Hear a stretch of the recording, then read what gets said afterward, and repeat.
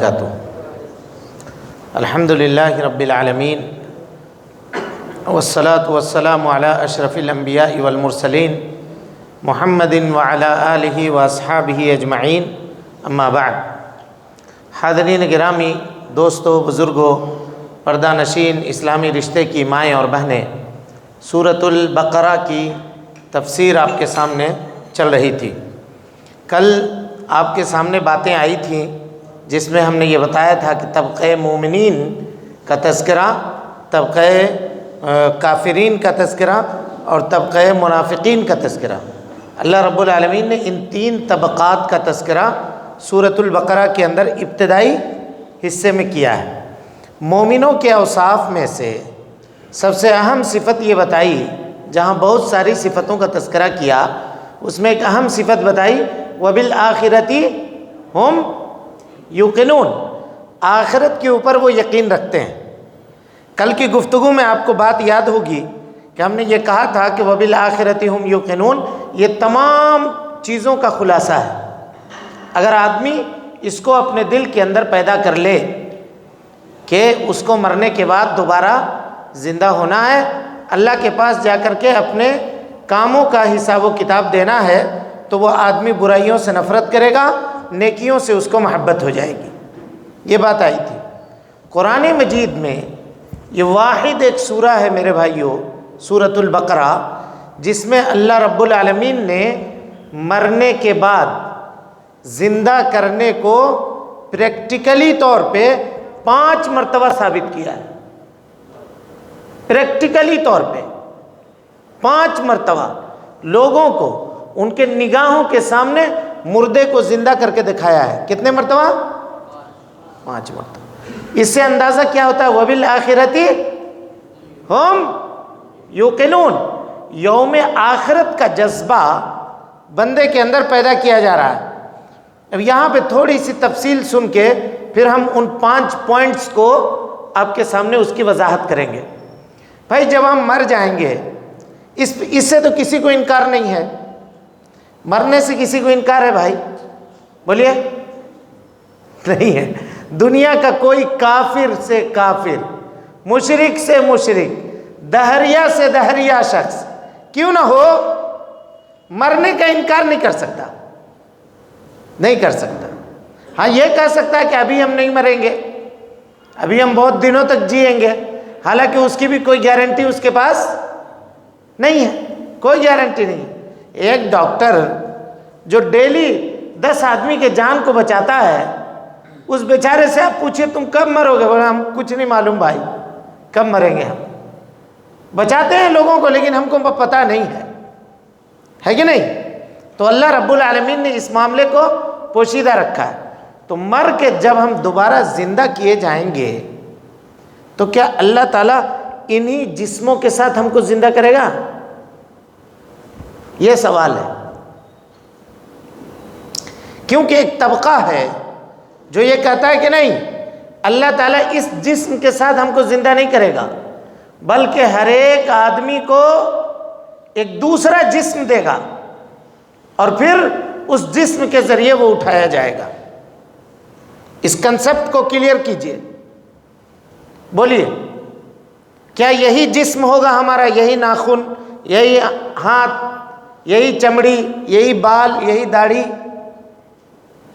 یا پھر کیا یہی ہوگا؟ یہی ہوگا، 100% یہی ہوگا۔ ہاں، کیوں؟ اللہ تعالیٰ کہتا ہے لَنُسَوِّيَ بَنَانَا بَلَا قَادِرِينَ عَلَىٰ أَن نُسَوِّيَ بَنَانَا۔ اللہ رب العالمین اس بات کے اوپر قادر ہے کہ ہم تمہارے فنگر پرنٹ تک کو، انگلیوں کے نشان تک کو درست کر دیں۔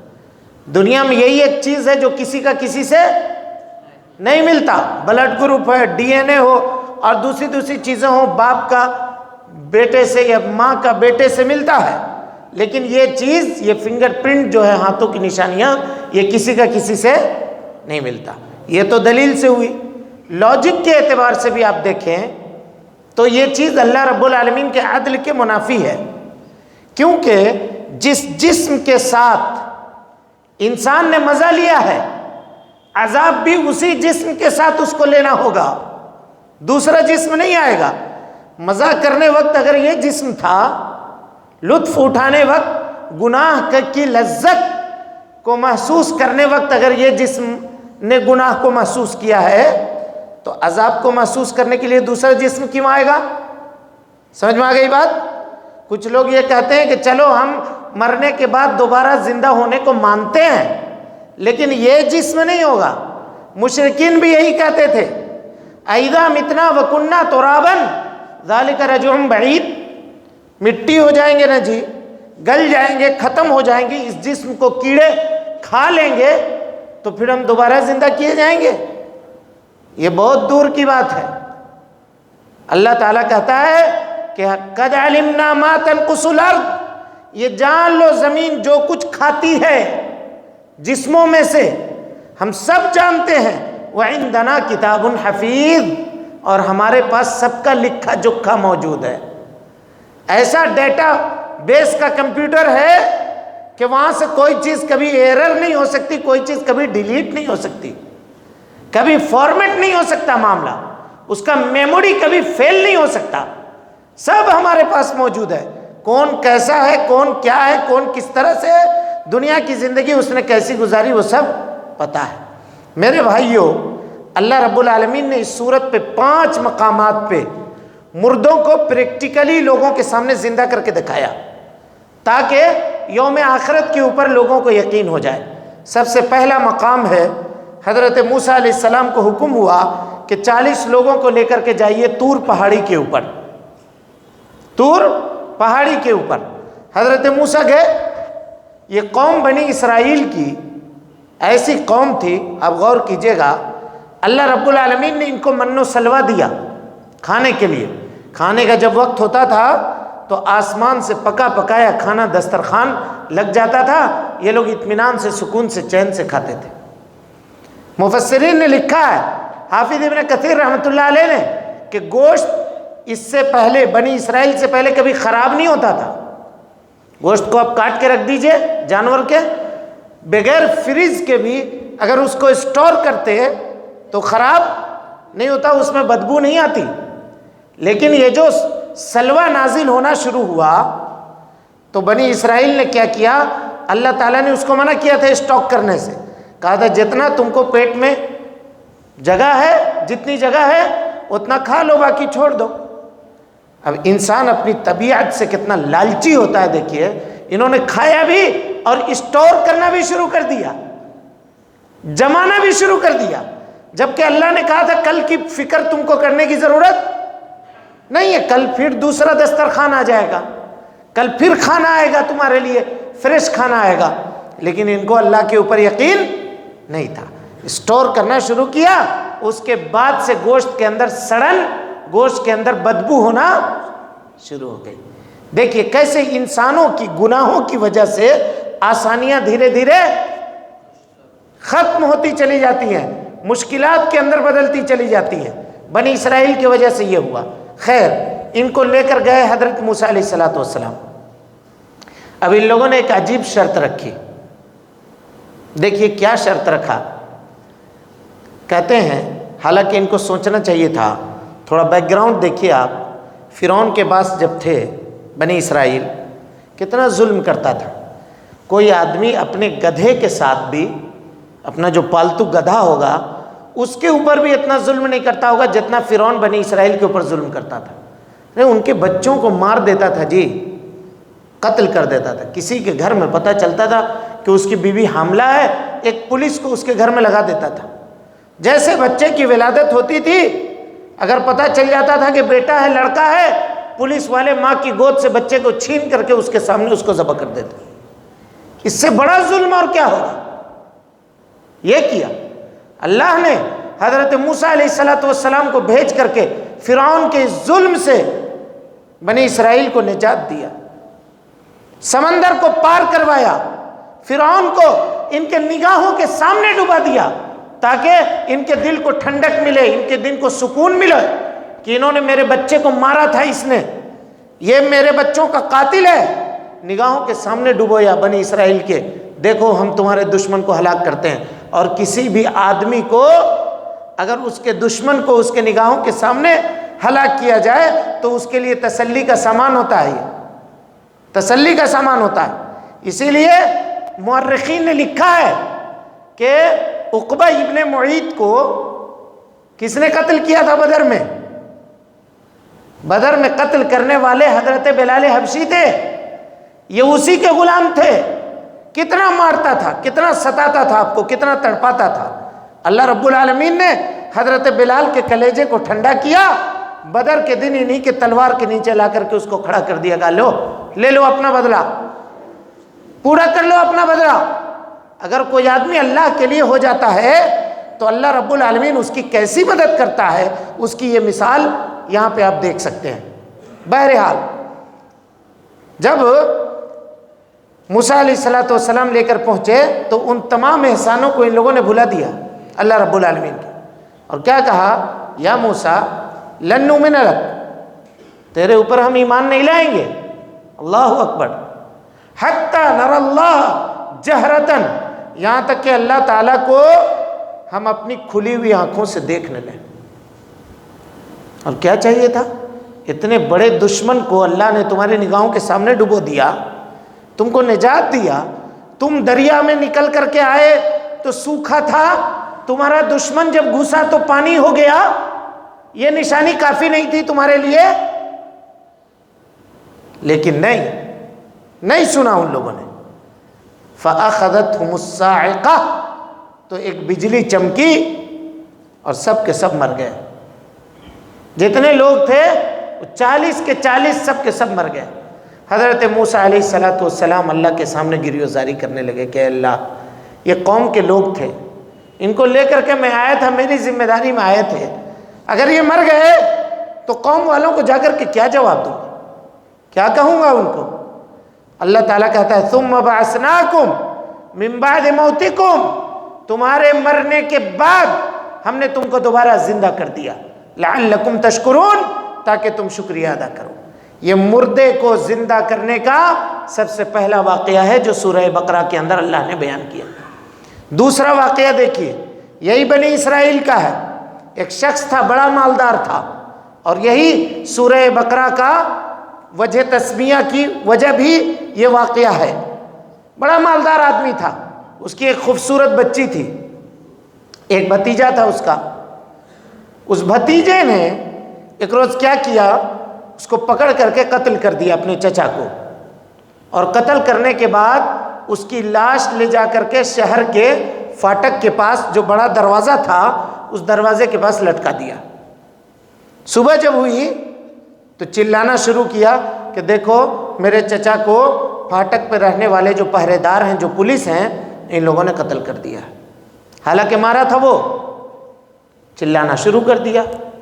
اب جو پہرے دار تھے وہ پریشان ہو گئے، آئے وہ لوگ حضرت موسیٰ علیہ السلام کے پاس اور کہا کہ اے موسیٰ علیہ السلام، یہ مصیبت کے اندر ہم پڑے ہوئے ہیں، ہم کو نجات دیجئے، ہم کو چھٹکارا دیجئے، کوئی راستہ بتائیے۔ حضرت موسیٰ نے اللہ سے دعا کی، اللہ رب العالمین نے ایک بکرا ذبح کرنے کا، ایک گائے کو ذبح کرنے کا حکم دیا۔ گائے مانے بکرا، اب ہم جہاں کہیں بھی بکرا بولیں گے تو اس سے گائے سمجھیے گا، ذبح کرنے کا حکم دیا ان کو۔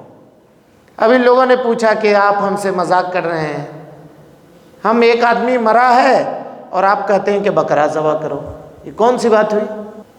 تو کہا حضرت موسیٰ علیہ السلام نے اعوذ باللہ ان اکون من الجاہلین، میں اللہ کا نبی ہوں جی، میں تم سے مذاق کیوں کروں گا؟ کوئی نبی کسی سے کیوں مذاق کرے گا؟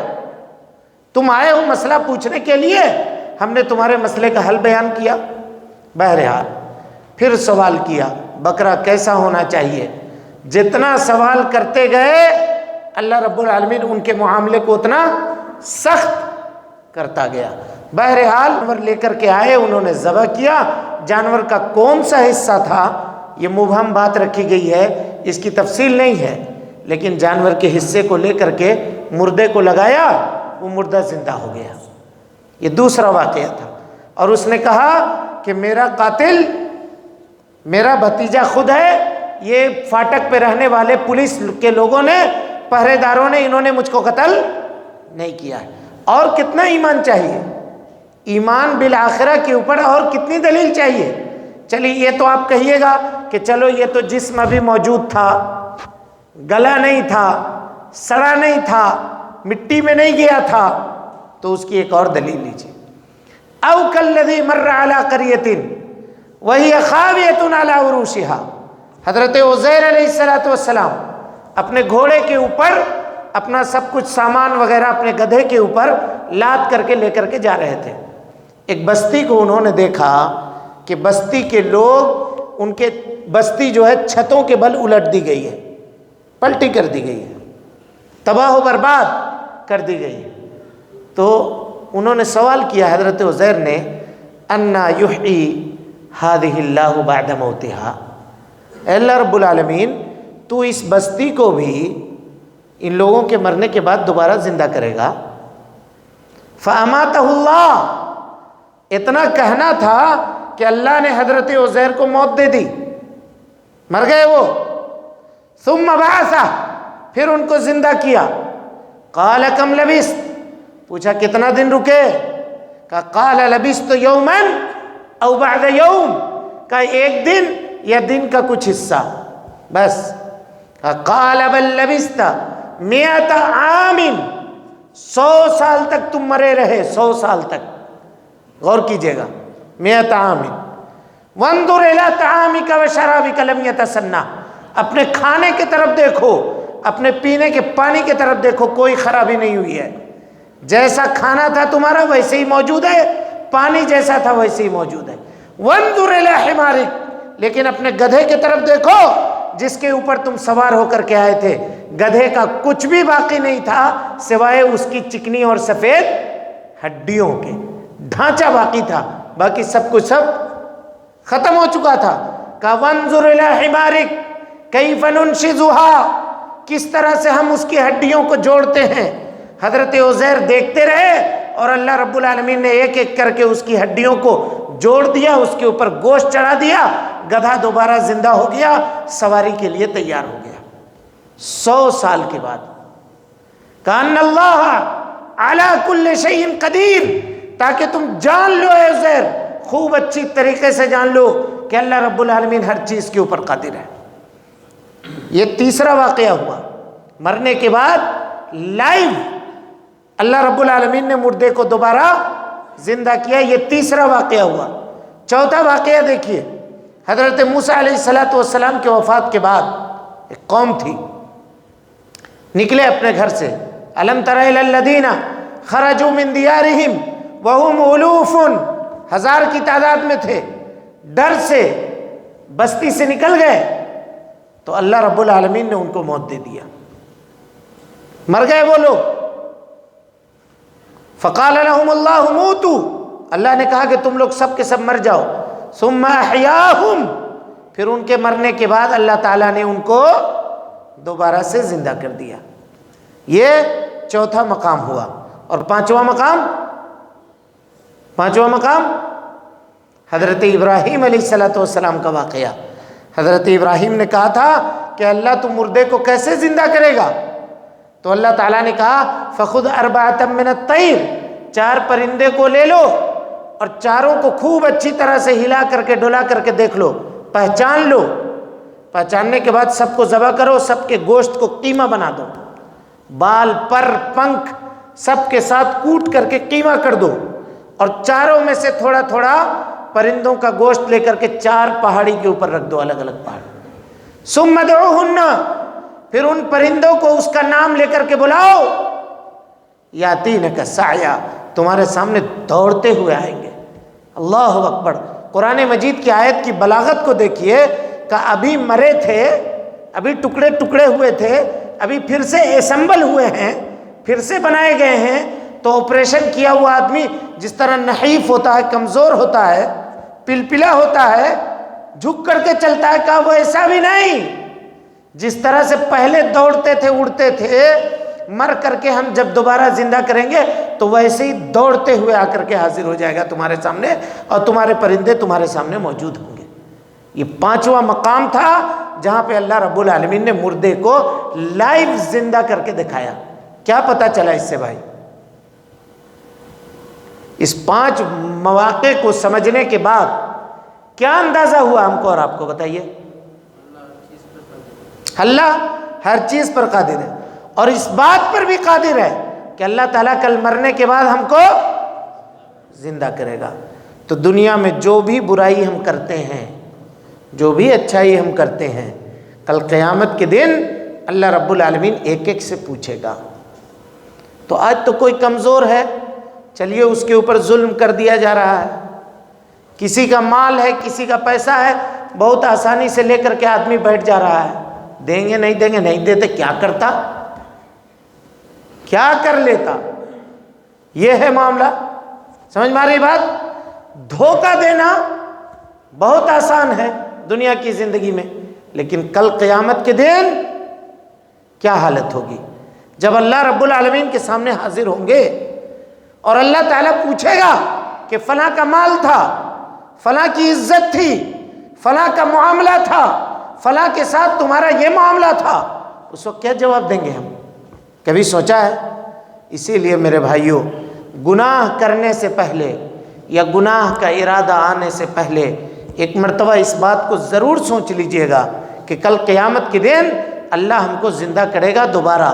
اور اسی لیے حضرت عمر ابن خطاب چراغ جلاتے تھے رات کو، اور اپنی انگلی کو لے کر کے چراغ کے پاس جاتے تھے، چراغ کے پاس، چراغ کی لو جو ہوتی تھی آگ کی، اس میں لے کر کے جاتے تھے، سٹاتے تھے اس کو اور کہتے تھے کہ اے جسم، اس آگ کو برداشت کر سکتی ہو، جھیل سکتی ہو؟ اگر طاقت ہے اس آگ کو برداشت کرنے کی تو کرو گناہ، ٹھیک ہے، کوئی بات نہیں ہے، جہنم کی آگ بھی برداشت ہو جائے گی، لیکن اگر یہ آگ برداشت نہیں ہوتی ہے تم سے تو گناہ مت کرو، گناہ کے اوپر آمادہ مت ہو جاؤ، کیونکہ اللہ تعالیٰ کل قیامت کے دن چھوڑے گا نہیں، بخشے گا نہیں۔ اگر گناہ کیا ہے اور بغیر توبہ کے مر گئے ہو تو اللہ رب العالمین اٹھا کر کے جہنم میں ڈالے گا، جہاں کی آگ یہاں کی آگ سے کئی گنا زیادہ ہے۔ کہیں ایک چنگاری اگر جہنم کی دنیا میں ڈال دی جائے تو یہ جو 7 سمندر ہے نا، جس کو ہم کہتے ہیں، ان تمام کا پانی اٹھا کے اگر اس پہ ڈال دیجیے گا تب بھی وہ چنگاری ٹھنڈی ہونے والی نہیں ہے۔ اب آپ کہیے گا کہ یہ سب کالپنک باتیں ہیں مولوی صاحب، کہانی سناتے ہیں آپ۔ اگر کہانی ہے، اگر یہ باتیں کہانی لگتی ہیں تو پھر ہم کو اور آپ کو اپنے ایمان کی تجدید کرنی چاہیے، اپنے ایمان کو دہرانا چاہیے، اپنے ایمان پر دوبارہ غور و فکر کرنی چاہیے۔ اب اس کے بعد آئیے اس واقعے کو، ان باتوں کو ذکر کرنے کے بعد اللہ رب العالمین ایک اہم معاملے کا ذکر کر رہا ہے جو آج کل کے اس معاشرے میں، سماج اور سوسائٹی میں عام ہے، گھر گھر کی بات ہے، اور وہ بات کیا ہے میرے بھائیو؟ جادو۔ جادو، ذرا سا کسی کو کچھ ہوا فوراً ہمارے دل میں خیال آتا ہے کہ جادو ہے، اور جادو کا علاج کرنے والے جو لوگ بیٹھے ہوئے ہیں، غور کیجئے گا، اس کو نشرہ کہتے ہیں، حل السحر بسحر مثلہ، کسی جادو سے، جادوگر سے جادو کا علاج کروانا بھی حرام ہے۔ غور کیجئے گا، اور نبی صلی اللہ علیہ وسلم کی حدیث سنیے، یہ جو عورتیں بار بار کہتی ہیں نا کہ جادو کیا گیا ہے، یہ فلاں کیا گیا ہے، یہ فلاں کیا گیا ہے، فلانے کے پاس جاؤ، فلانے کے پاس جاؤ، فلاں جادو کے پاس جاؤ، کامن اتا کاہنا او عرافا، جو بھی کوئی شخص کسی کاہن کے پاس گیا ہو، جادوگر، عراف کے پاس گیا جو ہاتھ دیکھ کر کے بتاتا ہے لکیر، گیا، لم يقبل اللہ منہ صلاۃ 40 یوما، اللہ رب العالمین 40 دن تک اس شخص کے نماز کو قبول نہیں کرتا ہے۔ صرف جانا، وہاں جانا۔ اور دوسری حدیث سنیے، کامن اتا کاہنا او عرافا، جو کسی کاہن کے پاس گیا یا عراف کے پاس گیا، یعنی وہی جادوگر کے پاس، وصدقہ بما یقول، اور وہ جو کہتا ہے اس کی تصدیق کرتا ہے، یہ فقد کفر بما انزل علی محمد، تو وہ جان لے کہ نبی صلی اللہ علیہ وسلم کے اوپر جس شریعت کو اللہ نے نازل کیا ہے، یہ وہ اس شریعت کا انکار کرنے والا ہے، یعنی محمد صلی اللہ علیہ وسلم کی شریعت سے اس کا کوئی تعلق نہیں ہے۔ آج دیکھیے سماج اور سوسائٹی کے اندر کس طرح سے، میرے بھائیوں یہ جادو ایک فتنہ ہے اور اس کا اثر ہے، اس کا اثر ہے، لیکن اگر ہم صبح و شام اذکار کریں، صبح و شام تلاوت کا اہتمام کریں، 5 وقت کی نمازوں کو پڑھیں، تو نبی صلی اللہ علیہ وسلم نے فرمایا کہ یہ جادو سے وقایا ہے، جادو سے چھٹکارا ہے۔ تو ہم تو دن بھر گانے کے اندر ملوث رہتے ہیں، دونوں کان کے اندر نوجوان بچے اور بچیاں وہ اپنا بلوٹوتھ اور یہ چیزیں لگا کر کے دن بھر میوزک سنتی ہیں، اور اس کے بعد کچھ بات ہوئی تو کہتے ہیں کہ چلو جی مولوی صاحب کے پاس لے جاؤ، تھوڑا دم کر دیں گے، مولوی صاحب تھوڑا قرآن پڑھ دیں گے، تھوڑا یہ کر دیں گے۔ وہ حدیث سنیں آپ، نبی صلی اللہ علیہ وسلم کے صحابہ بیٹھے ہوئے تھے ایک جگہ پہ، گفتگو چل رہی تھی، آپ صلی اللہ علیہ وسلم نے فرمایا میری امت کے 70,000 لوگ بغیر حساب و کتاب کے جنت میں جائیں گے، بغیر حساب و کتاب کے۔ یہ کہہ کر کے آپ صلی اللہ علیہ وسلم اٹھ کر کے اپنے گھر میں چلے گئے۔ اب ان لوگوں کے اندر چیمی گوئیاں شروع ہو گئی، وہ 70,000 لوگ کون ہوں گے؟ کسی نے کہا کہ وہ لوگ ہوں گے جو نبی کے صحابی ہیں، کسی نے کہا کہ نہیں یہ ہوں گے، وہ ہوں گے، وہ ہوں گے، جتنی طرح کے لوگ تھے اتنی طرح کی گفتگو شروع ہو گئی۔ نبی صلی اللہ علیہ وسلم باہر نکلے، پوچھا کہ کیا بات کر رہے ہو؟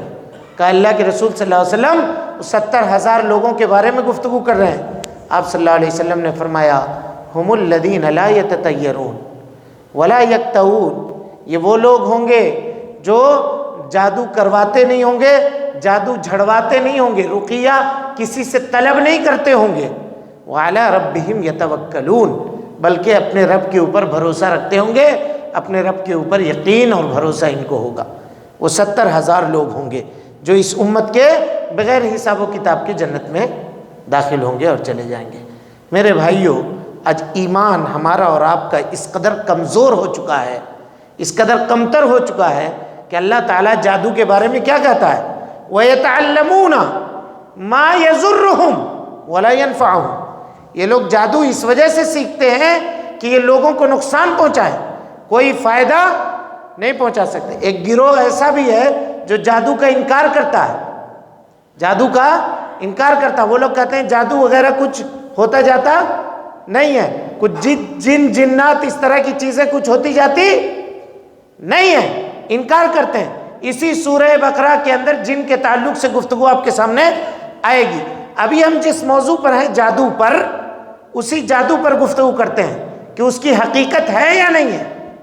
کہا وَيَتَعَلَّمُونَ، کہا کہ یہ لوگ جادو سیکھتے ہیں مَا يُفَرِّقُونَ بِهِ بَيْنَ الْمَرْءِ وَزَوْجِهِ، تاکہ آدمی کو اس کے بیوی کے درمیان سے لڑائی لگا دیں، چھٹکارا لگا دیں، چھٹکارا کروا دیں، الگ الگ کروا دیں۔ وَمَا هُمْ بِضَارِّينَ بِهِ، یہ ہے اصل، لیکن جادو خود سے نقصان پہنچانے والا نہیں ہے، إِلَّا بِإِذْنِ اللَّهِ، اگر اللہ نے ہماری مقدر میں، آپ کے مقدر میں یہ بات لکھ دی ہوگی کہ جادو ہوگا تو جادو ہو جائے گا، لیکن جادو اگر خود سے اثر انداز ہوتا ہے یہ بات نہیں ہے۔ سمجھیے گا، خود سے اثر انداز ہونا اور اللہ کے حکم سے اثر انداز ہونا دونوں میں فرق ہے۔ اس کی ایک مثال دیکھیے، نبی صلی اللہ علیہ وسلم کی حدیث ہے لا عدوہ، کوئی بیماری متعدی نہیں ہوتی ہے۔ اب آپ کہیے گا کہ یہ حدیث اس زمانے میں تو فٹ نہیں بیٹھتی ہے، کورونا اگر ایک آدمی کو ہو رہا ہے تو اس مریض کے سامنے اگر دوسرا جا رہا ہے تو وہ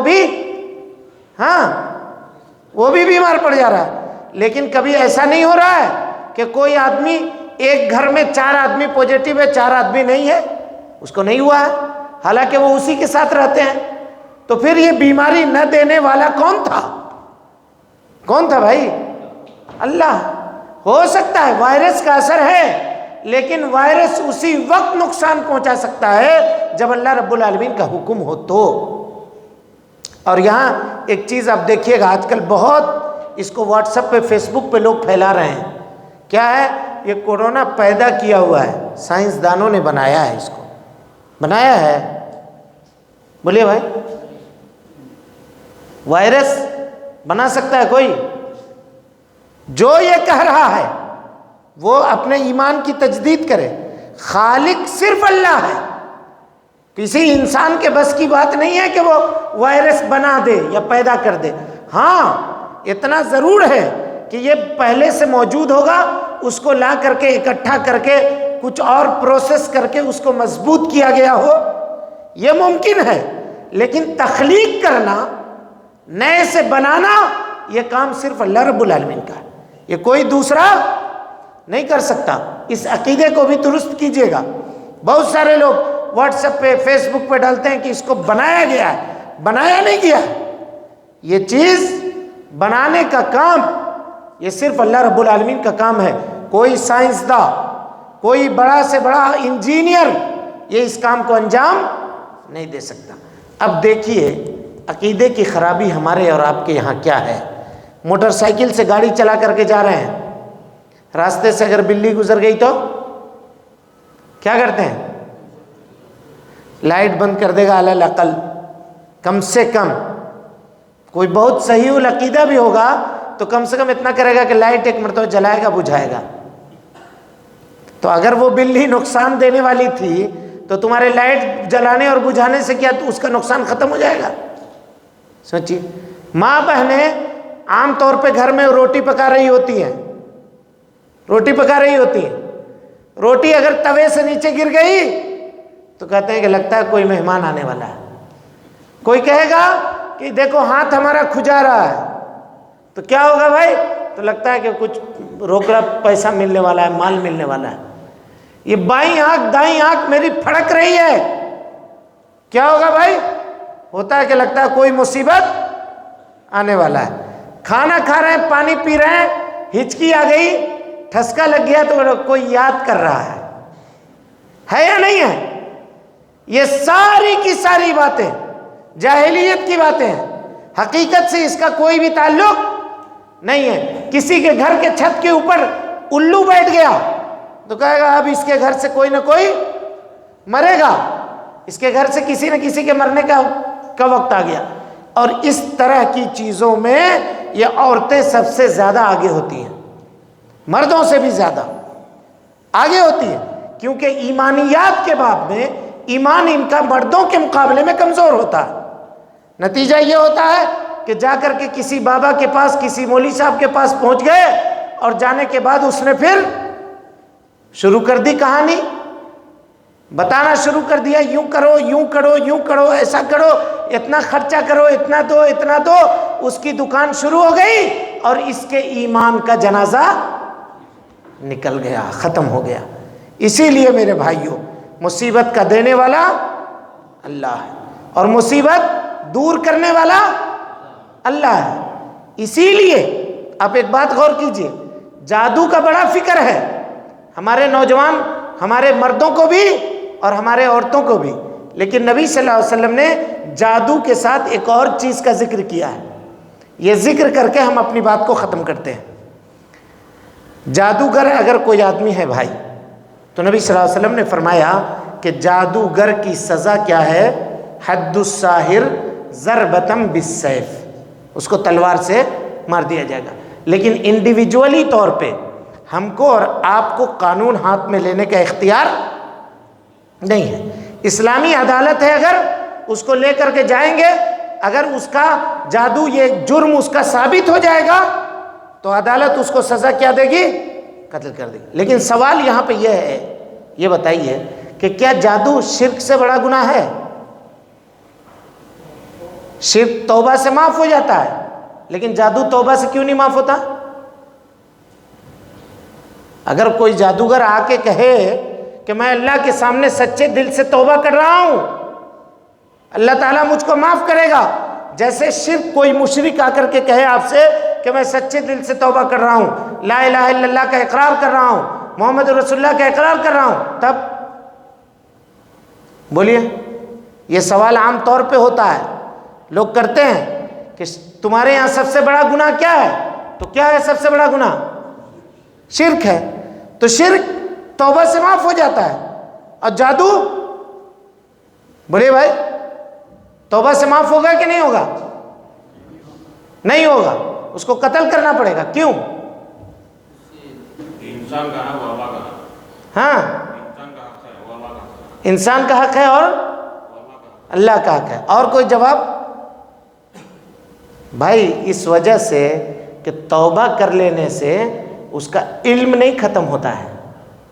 وہ جادوگر جو سیکھا ہے طریقہ پھونک مارنا، رسی باندھنا، وہ جتنا بھی توبہ کر لے وہ ختم نہیں ہوگا. کل چل کر کے آپ سے دشمنی ہوگی، بولے گا ٹھہر تم کو سکھاتے ہیں. پھر گھر جائے گا اور جا کر کے کام شروع کر دے گا، چھوڑے گا نہیں. سمجھ میں آ رہی بات؟ اس لیے کہا کہ یہ سماج کا اتنا بڑا گندا اور ناسور چیز ہے کہ اس کے وجود سے سماج کو پاک کر دو، مٹا دو اس کو اور ختم کر دو اس کو. یہ سوسائٹی کے اندر، سماج کے اندر زندہ رہنے کا حقدار نہیں ہے، یہ باقی رہنے کا حق نہیں ہے اس کو کہ قوم کے اندر، سماج کے اندر رہے. کتنے لوگوں کو جادو کر کے آج لوگوں نے تباہ و برباد کر دیا، ان کو مٹا دیا عام طور سے. بلکہ کسی جانکار شخص نے کہا، ہم سے تذکرہ کیا، یوں ہی بات نکل رہی تھی، کہا کہ عام طور پہ یہ اندرونی کینسر وغیرہ کے جو معاملات ہوتے ہیں اس کا اکثر حصہ جادو کا ہوتا ہے. پتہ نہیں چلتا نہیں. اور جب آخری مرحلے میں پہنچ جاتا ہے تب ڈاکٹر کو بیچارے کو پتہ چلتا ہے، تب تک معاملہ پورے ہاتھ سے نکل گیا. اللہ تعالیٰ سے ہم پناہ مانگتے ہیں کہ اللہ رب العالمین اس طرح کی بیماریوں سے اور اس طرح کی جادوگروں سے امت اسلام کو محفوظ کر دے. نبی صلی اللہ علیہ وسلم نے جہاں جادوگر کی سزا بتائی، وہاں ایک اور بات بتائی، کہا الا انبئکم مل عزہ، کیا تم جانتے ہو عزہ کیا ہے؟ جانتے ہیں عزہ کیا ہے؟ دونوں کا اثر ایک ہے، بلکہ جادو سے زیادہ اثر اس کا ہے جس کا تذکرہ بھی ہم کرنے جا رہے ہیں. وہ کیا ہے؟ القالۃ بین الناس. القالۃ بین الناس، لوگوں کے درمیان چغلی کرنا. جادو کا ذکر کیا اور چغلی کا ذکر ایک ساتھ کیا. حافظ ابن قیم رحمۃ اللہ علیہ کہتے ہیں کہ جادوگر 100 سال میں جتنا نقصان پہنچاتا ہے، چغل خور 1 سیکنڈ میں اتنا نقصان پہنچا دے گا. وہ بیچارے کو تو دھاگا لا کے اس کو باندھ کر کے اس میں پھونکنا پڑے گا، اس میں یہ کرنا پڑے گا، تو بال لاؤ، تو گوبر لاؤ، تو کدو لاؤ، دنیا بھر کی چیزیں کرنی پڑے گی. اس کو کچھ نہیں کرنا پڑے گا، موبائل لگائے گا ایسا، ہاں فلاں نے تمہارے بارے میں یہ بس بول دیا، اس کے دل کے اندر دوری پیدا ہو گئی، اس سے نفرت ہو گئی. جادوگر یہی چاہتا ہے، نفرت کروانا چاہتا ہے. تو میری مائیں اور بہنیں، زیادہ توجہ جادو کے اوپر ہے، یہ چغل خوری کے اوپر کیوں نہیں توجہ ہے؟ یہ بھی تو ہوتا ہے، ایک دوسرے کی باتیں ادھر سے ادھر، ادھر سے ادھر. مرد بھی کرتے ہیں، عورتیں بھی کرتی ہیں. عورتوں کے اندر یہ مادہ مردوں کے مقابلے میں زیادہ ہوتا ہے، کیونکہ مردوں کو کام ہے دوسرا، اور دکانداری کرنا ہے، بزنس سنبھالنا ہے، 100 طرح کے ٹینشن اس کے دماغ کے اندر ہوتے ہیں. لیکن عورتیں فری ہوتی ہیں اس کام کے لیے، اور لے دے کر کے پورے گاؤں کا، محلے کا سمیٹ کر کے جگاڑ بنا کر کے رکھے رہتی ہیں. پرہیز کرنا چاہیے، اس چیز سے بچنا چاہیے کہ جہاں نبی صلی اللہ علیہ وسلم نے جادو کا تذکرہ کیا، وہاں ساتھ میں اس چغل خور کا بھی تذکرہ کیا کہ دونوں نقصان پہنچانے میں سیم ہے، ایکول ہے، برابر ہے. بلکہ کبھی کبھی جادو مس بھی ہو جاتا، نہیں لگتا، لیکن چغل خوری کا ایسا ڈوج ہے کہ اگر پڑ گیا کسی کے کان میں تو پھر لاکھ اس پہ آپ شہد ڈالتے رہیے، وہ نہیں نکلے گا. دل میں بات بیٹھ گئی اس کے. سمجھ میں آ رہی بات؟ تو اس چیز سے پرہیز کرنا چاہیے. اللہ رب العالمین سے دعا ہے کہ اللہ تعالی ہم کو اور آپ کو، اور پھر کل انشاءاللہ مصیبتوں کے تعلق سے سورہ بقرہ کے اندر جو باتیں ہیں اس کا تذکرہ، پھر ایلا کا تذکرہ، طلاق کا تذکرہ، وہ آپ کے سامنے کل کے درس میں ہم رکھنے کی کوشش کریں گے. اللہ رب العالمین سے دعا ہے کہ اللہ تعالی ہم کو اور آپ کو حسن عمل کی توفیق دے، ہماری اصلاح فرمائے، جب تک زندہ رکھے دین اسلام پہ زندہ رکھے، اور جب اٹھائے ایمان پہ اٹھائے. آمین. وآخر دعوانا ان الحمدللہ رب العالمین.